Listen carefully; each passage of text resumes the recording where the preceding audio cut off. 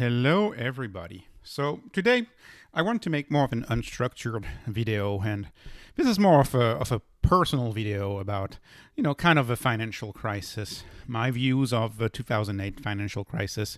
This has a special place, I guess, in my education, in my heart, because when I was graduating from a bachelor in finance, I was 20 actually when this whole thing unfolded, and I've been somewhat passionate about it ever since. And so I think it's important to realize that the world has changed in 2008 when the Fed, for the first time, explicitly expanded its balance sheet to save the system from a deleveraging.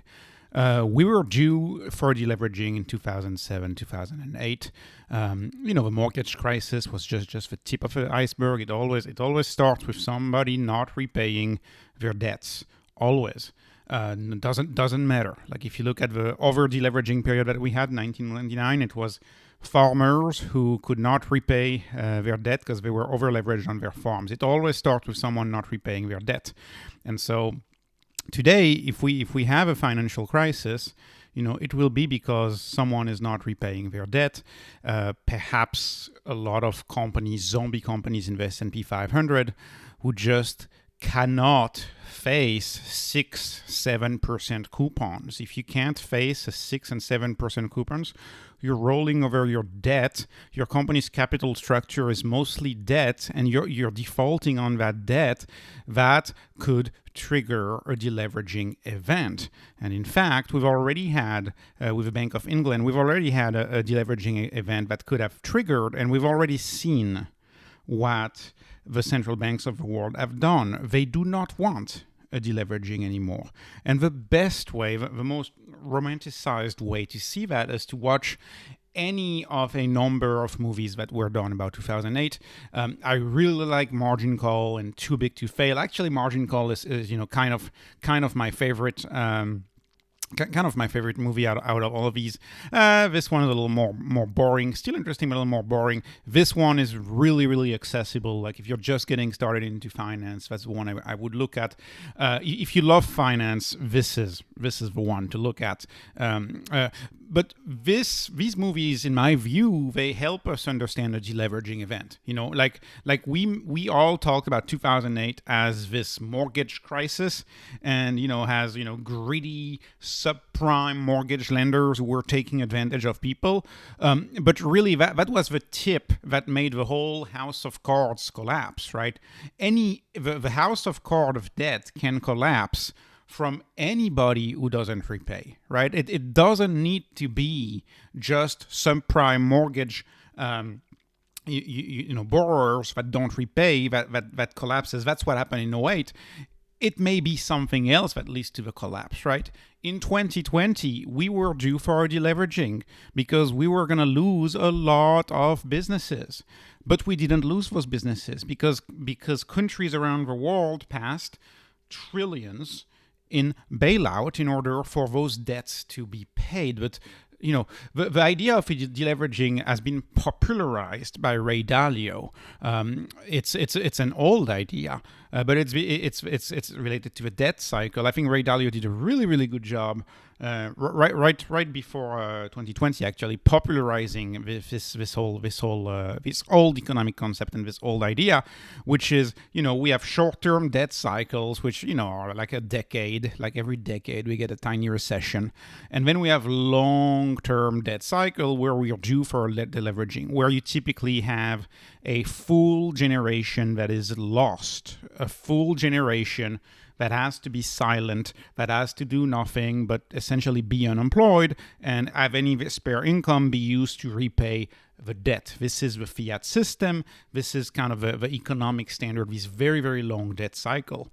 And we've been due for a debt cycle, for deleveraging of our debt cycle for a very, very long time because we've been accumulating debt ever since the 1940s. We've been growing the debt pie. And so let me show you just a little cycle. So we are right here right now. Essentially, we're right here right now.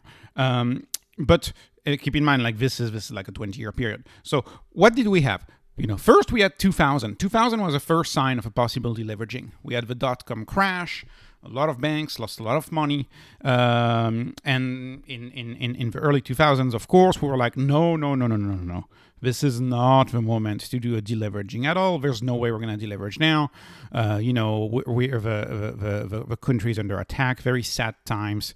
Very, very valid reason to do deficit spending and to spend. So governments in 2000 were like, nope, no deleveraging. We don't want it now. And so, the can was kicked down the road, and it just continued. And in 2008, Mr. Markets came to us and told us again, okay, let's deleverage now. Let's go. Let's do it. 2008 was the best start of the deleveraging we could ever have. Mr. Market was like, let's go. You had millions who had lost their jobs, millions who had lost their homes, their retirement. Banks started failing left and right? They let Lehman Brothers fail. Why did they bail out the other ones? Well, it's just a matter of luck, really. And we had started the deleveraging. And if you remember 2008, the Fed was doing the same bluff that they're kind of doing right now. But they're like, that's just the way it is. Let's have capitalism, handle it, and let's enter that deleveraging as good capitalism would have us do. And I'm actually against deleveraging. I think it's too late now. I think there's no hope by now, and I really don't think it's going to happen at all. I think that's a problem of the fiat system, but that's a conversation for another video. And then you had Detroit Auto, and Detroit automobile companies, especially GM, started getting in trouble, and that's when the government got involved. You had AIG, and then the government was like, nope, no way. Now's not the time to do deleveraging. There's no way we are doing a deleveraging. And actually, if you want to see a movie that talks about it very well, that would be The Big Short. They would show you a lot about that, and Too Big to Fail. Where you see the Fed, the head of the Fed, Bernanke, talk to all of the main bankers in America and bailing them out in Too Big to Fail. This is all shown in that movie. Very, very nice. And so the government was like, nope, no way. There's no way we're doing a deleveraging now. And they started expanding the balance sheet. They started printing money. I'll show you that in a second. And so it went on. And then we had 2020. And 2020, the market told us again, okay, let's deleverage now. Let's do it. Right? Okay, we have 40% of the businesses that are face-to-face businesses that are closing. Okay, this is a perfect opportunity to do it. People are going to stop paying their mortgage. Companies are going to go bankrupt. Debts are not going to be paid. This is the moment to start the deleveraging. And what did happen in 2020? Our governments said again, no, oh no, now is not the time. Now is not the time, and they spent trillions to bail out the economy. So, I'm not denying that was the right thing to do. I think it's too late for deleveraging. I think we should have had the 2000 deleveraging and started again on a healthy basis. I do agree with those that is too late. It is too late to have a deleveraging. It will be much too damaging now to do a deleveraging. And today we have the same thing. Today we have a Fed fighting inflation, and the market begins to tell us, hey, there's issues right now, right? Some firms can't refinance their debt. The housing market is to a stop. We've had bankruptcies that have begun, very big one, in the unregulated spaces of crypto, like FTX. That was a big one. There's more bankruptcies to come. Actually, today, a big bank announced bankruptcy in Silvergate, and the Fed is telling us, yeah, we're going to keep fighting inflation, but these bankruptcies are going to accelerate. And so what do you think is going to happen when a too big to fail bank, right? That's this too big to fail, or a systematically important bank starts to fail? What do you think is going to happen? Well, I believe what is going to happen is what has been happening ever since really the 2000s, but it really started being in the 2008, which is the Fed started using money creation as a tool to bail out everyone, essentially. And so in 2008, you can see a stark increase of the Fed, more than $1 trillion in bailouts. And this was, let me show you, right? Famous PBS documentary from, I think, April of 2020. We printed digitally. As a central bank, we have the ability to create money digitally.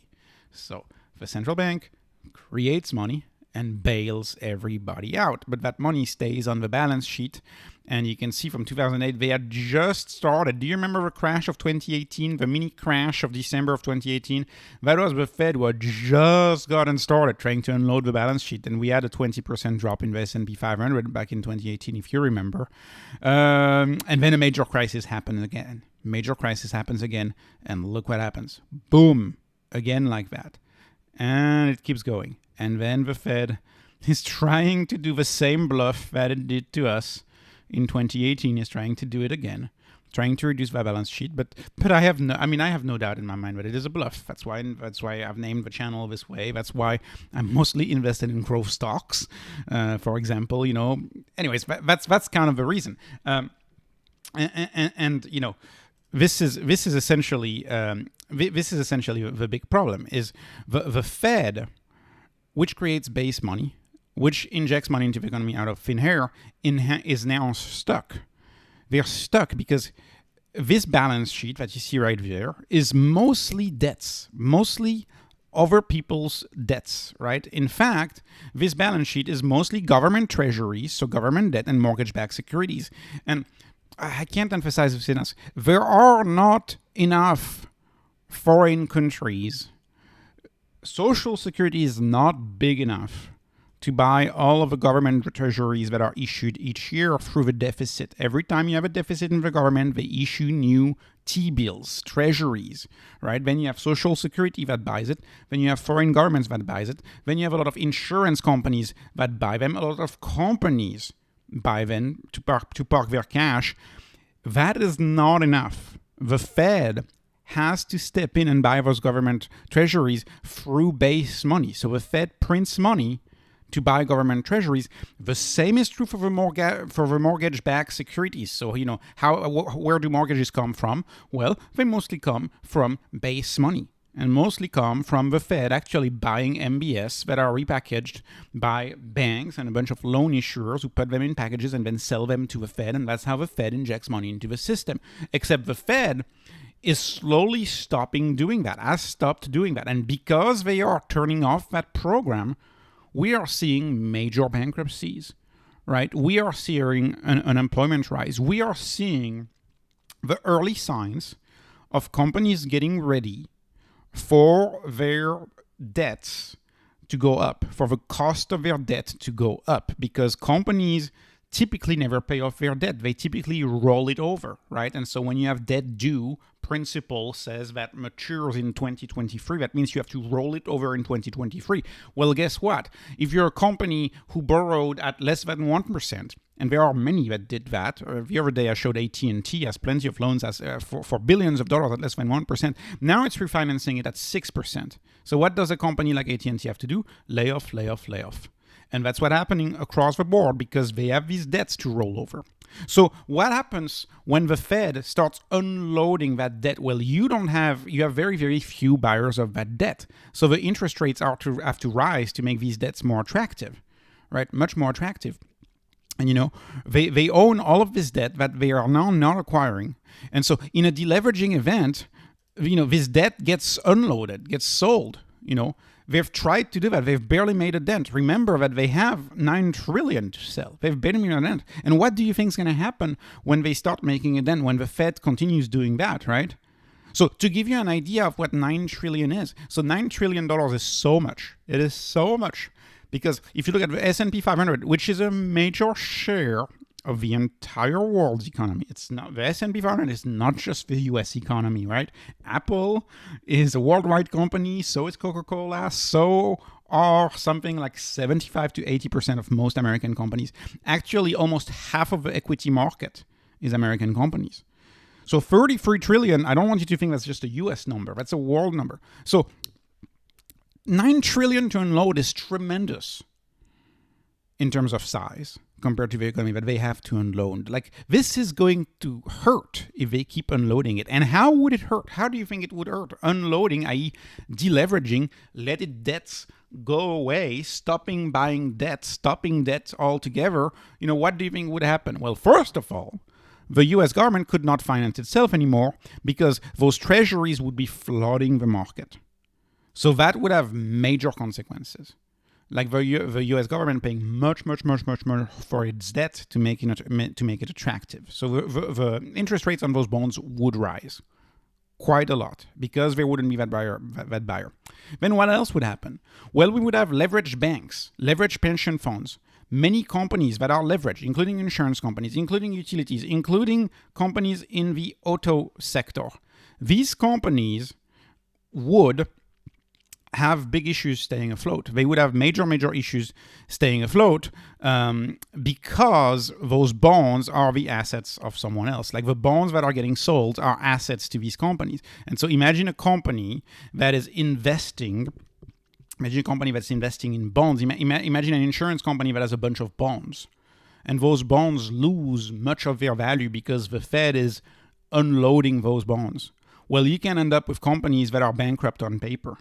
You can end up with companies that have major losses. Imagine a lot of leverage, the leverage that so many financial institutions have, right? A 10% drop in bond value for a financial institution could be a full loss if they are over leveraged, right? So Social Security almost exclusively invest in bonds. So what happens if they start selling those bonds? Could Social Security funds really start to go down and dwindle? So there would be so much of a system that would essentially stop functioning, right? Lots of states, lots of households, right, who own these bonds as assets would see their assets go down. Lots of cities, the government itself would have no choice but to make tremendous cuts everywhere.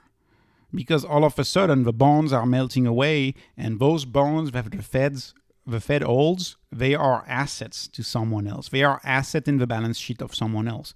The debt of the Fed is the asset of someone else, and so this is a major problem that could happen.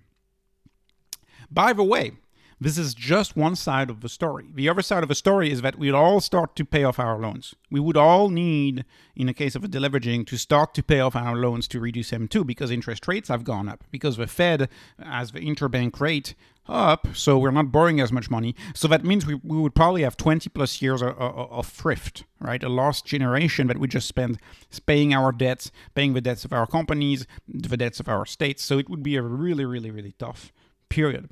And let me move on here.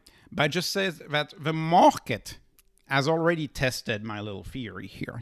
My idea that yes, if the Fed unloads, those assets are going to go down so much because so many pension funds, so many banks are leveraged. Those assets are going to be worth, almost nothing. By the way, this is the thesis of Margin Call. This is the thesis of Margin Call. If you look at the movie Margin Call, you will fully understand what I'm saying. So this has already happened. A margin call has already happened.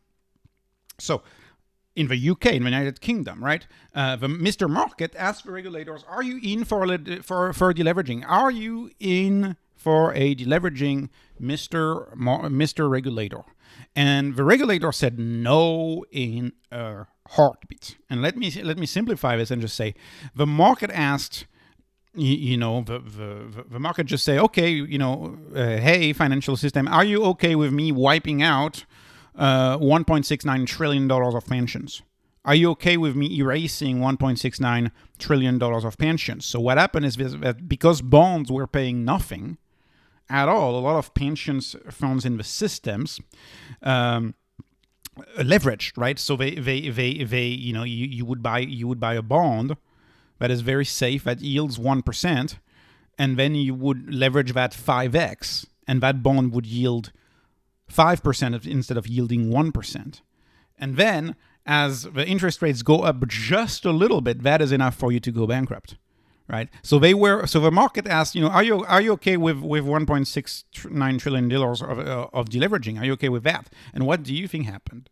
The Bank of England, who had been stern, who had said, oh, we are raising rates, we are fighting inflation, they said right away, no thanks to Mr. Market, and they printed a casual $73 billion to make sure that the pensions didn't get wiped out. So the market has already tested this, and if there is another test, I have little doubt in my mind that they will print. They will print because we are not in for a deleveraging. People do not want a deleveraging, right? There is no desire in the general population for a deleveraging event. People have become accustomed with inflation. They do not understand inflation. They've become okay with the idea that prices rise 15%, and they do not 15% a year is my estimate, and they do not see the value of going through deleveraging anymore. This is not what we value as a society anymore, right? And let's look at the last deleveraging. So there's been deleveraging in different countries, but in the United States, the main deleveraging that we've had was the Great Depression of 1929. That's why whenever there's a crisis, they talk again about the Great Depression. And the Great Depression of 1929 was a deleveraging that lasted almost 15 years, right? And it would have lasted longer if it were not for World War II. So it lasted 15 years. Right, and what did we have? Well, this is just an example, but we had long lines of people waiting for soup and free food because there were no jobs, because it was a major depression. You had government programs all across the United States to fund manufacturing and building, etc., etc., etc.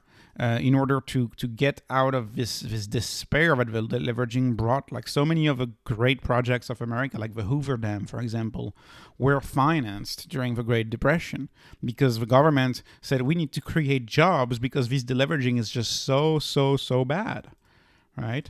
And, if you look at what the last deleveraging that we had, it was horrible. It was really, really bad. And how did that happen, right? Many rural banks began to fail when farmers defaulted on their loan.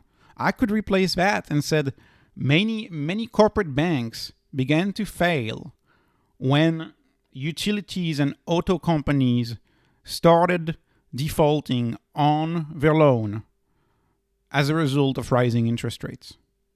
Right, because many companies are going to start defaulting on their loans as a result of their interest. And the market has been on this cheap interest and these inexpensive debts. They fueled so much M&A, so much corporate growth. Like look at the S&P 500 and how much debt there is. Some companies are going to default, and these default could trigger many banks to fail, just like they did in 1930, just like they did in 2008, just like that would have happened in 2020 if we didn't have the bailout, right, and the stimulus, right? There was no federal imposite insurance at the time, right? Bank failures were considered normal and a part of economic life. That's why a lot of crypto firms are failing, by the way, right? And that's also why I think the Fed is going to save a lot of banks if that were to happen. Depositors started to withdraw money. There was a multiplier that worked in reverse. Banks were forced to liquidate assets, right? Watch the movies again that I recommend in this video. You'll see that it's what happened. Margin call is all about liquidating assets. There's this scene in Margin Call where you see a trader losing like $139 million on a loan, but they have no choice because they want to survive. This caused the money supply to shrink and the economy to contract. Exactly what would happen in a deleveraging. M2 would go down in a deleveraging, right? Base money would go down. The chart I showed you that they just started reducing. And that led in a significant decline in investment. And if you have less investment, that aggravates the deflation, that aggravates the situation, putting more pressure on struggling business. So it's a vicious cycle. That is what deleveraging is. It's a vicious cycle. And my biggest bet on the channel is that that's not going to happen because, first of all, government in the UK already showed us it's a no. In 2020, we've all seen that it was a no. Like there was no way the government was okay with these businesses going out of business. And today we are hearing the same thing. And at least even though the Fed is not consistent in what it promises for interest rates, governments over the past 20 plus years have been very consistent, telling us they do not want a 1930s style depression anymore. They've been very consistent. They told us consistently through their actions, not through their words, but through their actions, through their repeated bailouts. Like even in 2018, the Fed backed down. They've showed us consistently that they do not want a deleveraging. Like we know that for sure. And this is the latest example from yesterday that we know for sure. Like how often do you see John Kennedy and Elizabeth Warren agree? Both the right, Republican, and the left, Democrat, agree. They don't want a deleveraging. That's my spin on what they're saying. Both John Kennedy and Elizabeth Warren want the Fed to stop trying to hurt working people. And I suggest you watch the Capitol Hill interviews. That's exactly what it is. Their interview of Jay Powell was essentially the same, which is like, okay, you're trying to create unemployment, you're trying to create a recession, you're trying to hurt working people. And the estimate was in both their estimate they were like a few million, probably about 2 million is what they see right now, and they were crazy against it. They were, beyond words that the Fed is trying to do that. Of course, the Fed is trying to do that. They're trying to cool the economy. But one thing that we know for sure is that governments don't want that. They absolutely don't want a deleveraging to happen, because I can tell you one thing, that the little garden variety recession that we have right now leads to such crazy high complaints. Imagine what a deleveraging like we should have had 12, 14 years ago. Imagine what it would do, right? They are already complaining about 2 million people losing their jobs. A deleveraging, that wouldn't be 2 million people losing their job, right? Unemployment throughout the Great Recession was about 25%. So if you extrapolate that from the current unemployment rate and from the current numbers, I extrapolate that if we had a Great Depression style event, if we had a deleveraging, i.e. what a lot of YouTube thumbnails are telling you, the big crash is coming. If we had the big crash or the major crash, that's not 2 million people that would lose their job. It is 43, that's my estimate, it is 43 million people who would lose their job. So a 20x. That is not going to happen. And my guess is that if Jay Powell keeps raising rates and if he keeps bluffing, because he is bluffing, I know that. If he keeps doing that, he's going to have to wait for a major bankruptcy to push him to move. And he will be moved to move through a major bankruptcy, which is what the movies I recommend. Sorry to go back to these movies, but look at all of these movies. The Fed was forced to move because if you have a bankruptcy that is too big, you are starting the deleveraging. And that is not something that we as a society want. Nobody as a society wants to waste a full generation anymore. I believe those times are over, Would you be okay doing that? I wouldn't. I wouldn't want to live in near misery for the next 20 years. Well, that is what a deleveraging has in store for all of us. And that's not going to happen. I just don't think it's going to happen. So who knows? Who knows? It's gonna be like if the Fed stops by on their own, which I really hope they do. If the Fed stops on their own, then we're gonna be fine, and we're gonna be inflation forever, QE to infinity, right?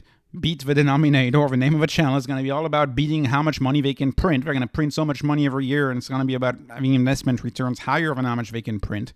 And that would be the best way to go. And the other way to go is we have a major collapse somewhere. So what would it be? Could it be Credit Suisse? Could it be Blackstone? I don't know. A few people in the macro world are saying Blackstone may be in danger. This is an example of them defaulting 6 days ago on $500 million. So maybe the commercial property market could trigger that. We don't know. I mean, if I were to bet, I could say this could be what triggers this deleveraging event.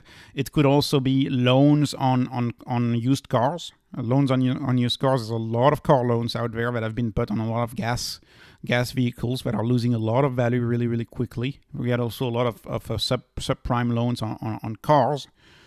I don't think it's going to come from real estate. I think they've kind of fixed real estate pretty good in 2008. But it doesn't matter because remember in 1939, it happened with farmers and farm debt. And the economy was mostly agrarian back then. We were shifting from agriculture to industry. So could it be corporate debt? I think corporate debt is perhaps the more likely one to trigger a chain event that would lead us to a deleveraging.